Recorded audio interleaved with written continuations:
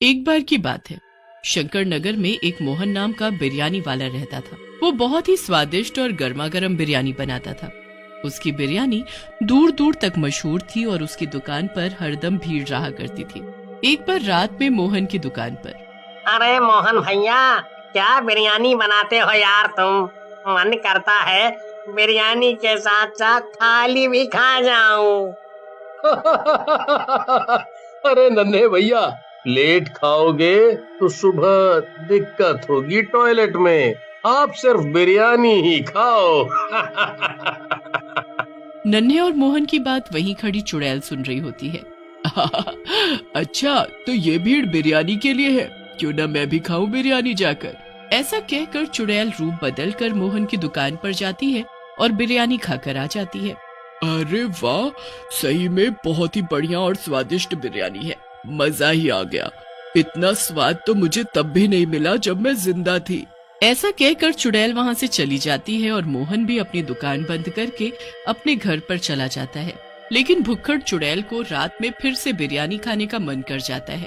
अरे यार, ये बिरयानी खाने का मन फिर से क्यों कर रहा है? क्या करूं? एक काम करती हूँ, उस मोहन नाम के बिरयानी वाले के यहाँ से खाकर आ जाती हूँ। चुड़ैल बिरयानी के लालच में मोहन के घर पर पहुँचती है।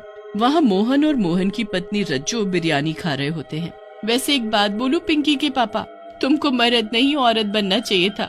क्या मस्त खाना बनाते हो। रज्जो की बात सुनकर मोहन हंसते हुए कहता है। अरे मेरी रज्जो डार्लिंग, इस घर की मर्द तो तुम ही हो। चलो तुम खाओ, मैं जरा बाहर घूम कर आता हूँ। ऐसा कहकर मोहन वहाँ से चला जाता है। चुड़ैल घर के अंदर घुस जाती है और रज्जो के अंदर समा जाती है। रज्जो की आंखें डरावनी और लाल लाल हो जाती हैं। इस रज्जो के शरीर में रहूंगी तो रोज बिरयानी खाने को मिलेगी, मुझे मजा ही आ जाएगा। फिर चुड़ैल रज्जो के शरीर में घुसकर सारी बिरयानी खा जाती है। उसके बाद तो रज्जो मोहन से हर रोज बिरयानी पकवाती और रोज खाती। रज्जो की बदली हुई आदतें देखकर मोहन को शक होता है और वो रज्जो से पूछता है। अरे रज्जो, तुम पिछले कई दिनों से रोज बिरयानी खा रही हो, तुम्हारा कुछ और खाने का मन नहीं करता? मैं तो बिरयानी खा कर और देख देख कर परेशान हो गया हूँ।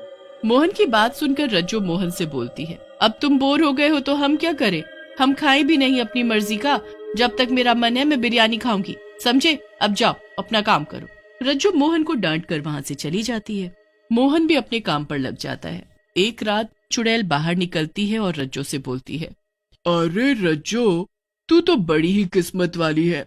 क्या मस्त बावर्ची पति मिला है तुझे, क्या मस्त मस्त बिरयानी बनाकर खिलाता है तुझे। चुड़ैल की बात सुनकर रज्जो कहती है। चुड़ैल, तुम कहाँ से आई हो और यहाँ क्या कर रही हो? मैं जहाँ कहीं से भी आई हूँ, लेकिन अब मैं तेरे शरीर में ही रहती हूँ और जब तक मेरा मन करेगा मैं तेरे शरीर में ही रहूंगी, समझी क्या? चुड़ैल की बात सुनकर रज्जो चुड़ैल से बोलती है। नहीं नहीं चुड़ैल जी, ऐसा मत करिए, मुझे जाने दीजिए। लेकिन चुड़ैल फिर से रज्जो के शरीर के अंदर समा जाती है। इस तरह कई दिन बीत जाते हैं। एक दिन मोहन बिरयानी बनाने की तैयारी कर रहा होता है, तभी वहाँ रज्जो आती है और बोलती है। अरे क्या हुआ जी, अभी तक बिरयानी नहीं बनाई आपने? चलो आज मैं भी देखती हूँ आप बिरयानी कैसे बनाते हैं। रज्जो की बात सुनकर मोहन गुस्से में आ जाता है और बोलता है। ए औरत, ज्यादा मत बोल, खाने को दे रहा हूँ ना, तू सिर्फ खाने का काम कर, ज्यादा दिमाग ना चला, ये मेरा काम है। मोहन को गुस्से में देखकर रज्जो वहाँ से चली जाती है। मोहन अपने काम में लग जाता है और बिरयानी बनाकर बाजार में बेचने चला जाता है। ये मोहन बिरयानी बनती देखने के नाम पर इतना क्यों उछल रहा है?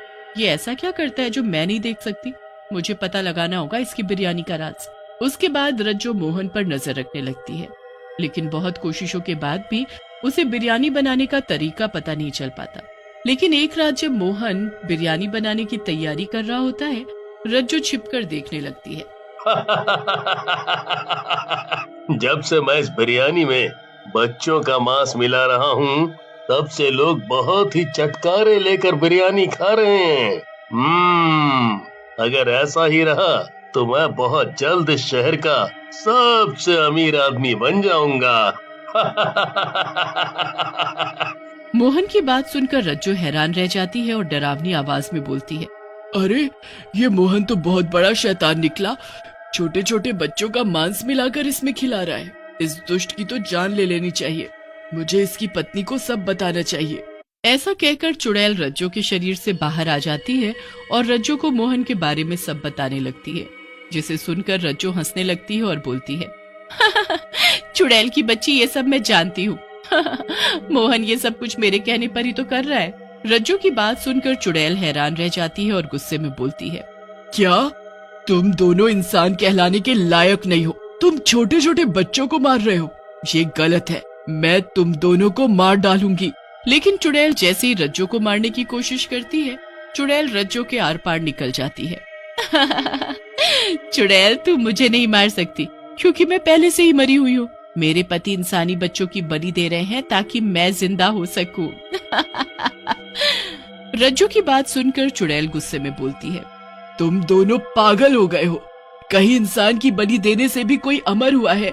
चुड़ैल और रज्जो बातें कर ही रहे होते हैं कि तभी वहाँ गांव वाले मशाल लेकर आ जाते हैं और चुड़ैल की तरफ देखते हुए बोलते हैं, दुष्ट चुड़ैल, तो ये तू है जिसने हमारे बच्चों को हमसे छीना। हम तुझे नहीं छोड़ेंगे। गांव वालों की बात सुनकर चुड़ैल बोलती है, नहीं नहीं, मैंने कुछ नहीं किया। ये सब इस मोहन और इसकी मरी हुई पत्नी रज्जो का किया धरा है। तभी वहाँ पर मोहन आ जाता है और बोलता है, देखा देखा भाइयों, मैंने कहा था ना कि ये चुड़ैल आखिरी में हम दोनों पति पत्नी पर ही ये झूठा आरोप लगाएगी। अब तुम गांव वालों की मर्जी है, जैसा करना हो करो। अरे कैसी बात करते हो मोहन भैया, हम नहीं जानते क्या आपको? आप कुछ मत बोलो, हमें पता है ये चुड़ैल झूठ बोल रही है। ये सब इसी ने किया है। ऐसा कहकर सारे गांव वाले चुड़ैल पर लाठी और डंडों से हमला कर देते हैं। चुड़ैल वहां से किसी तरह जान बचाकर भागती है। चुड़ैल के जाने के बाद गांव वाले भी वहां से चले जाते हैं। मोहन रज्जो से कहता है,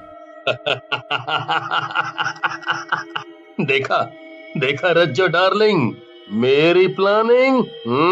अब ये गांव वाले हमेशा उस चुड़ैल को ही बच्चों का कातिल मानेंगे और हम अपना काम करते रहेंगे।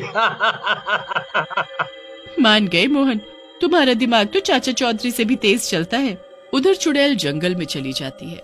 ये गांव वाले तो मुझे अपना दुश्मन मानकर बैठे हैं, जबकि मैंने कभी किसी इंसान की जान नहीं ली। मैं क्या करूं? चुड़ैल सोच में पड़ी थी। तभी उसे एक साधु बाबा तपस्या में लीन दिखते हैं। ये बाबा बहुत ही पहुंचे हुए लग रहे हैं, क्यों ना उनसे इस बारे में बात करूं, शायद यही कोई रास्ता निकाल पाए।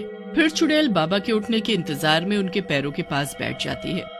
थोड़ी देर बाद जब बाबा की आंख खुलती है, बेटी तुम यहाँ? क्या हुआ? आज एक चुड़ैल को इस बाबा की जरूरत कैसे पड़ गई? बाबा की बात सुनकर चुड़ैल कहती है, बाबा मुझे अपने लिए आपकी जरूरत नहीं है, बल्कि इस गांव के बच्चों की रक्षा के लिए आपकी जरूरत है। फिर चुड़ैल बाबा को मोहन और उसकी पत्नी रज्जो के बारे में पूरी बात बता देती है, जिसे सुनने के बाद बाबा बोलते हैं, इन दुष्ट पति पत्नी का कुछ करना होगा। इस मोहन को जरूर काला जादू आता है, जिससे इसने अपनी मरी हुई पत्नी की आत्मा को वश में कर रखा है। मुझे ले चलो उन दोनों के पास। फिर बाबा और चुड़ैल मोहन के पास चले जाते हैं। मोहन बाबा और चुड़ैल को देखकर बोलता है, पहली बार साधु और चुड़ैल को साथ में देख रहा हूँ। मजा आ गया, मजा आ गया। मोहन ज्यादा ही मत कर और अपनी पत्नी की आत्मा को यहाँ से जाने दे और बच्चों की हत्या बंद कर, नहीं तो मुझसे बुरा कोई नहीं होगा। ऐसा कहकर बाबा अपने हाथ ऊपर करते हैं। उनके हाथों से एक तेज रोशनी निकलती है जो रज्जो के ऊपर पड़ती है। रज्जो वहां से गायब हो जाती है। ये देख मोहन गुस्से में आग बबूला हो जाता है। ये क्या किया बुड्ढे? मेरी मेहनत बर्बाद कर दी, मेरी पत्नी की आत्मा को यहाँ से भेज दिया। अब तेरी बारी है। ऐसा कहकर बाबा एक त्रिशूल से मोहन की गर्दन काट देते हैं। बाबा, आप धन्य है, आपने कितने मासूम बच्चों की जान बचा ली, नहीं तो ये दुष्ट उनको ऐसे ही मार डालता। फिर चुड़ैल और बाबा अपने अपने रास्ते पर चले जाते हैं।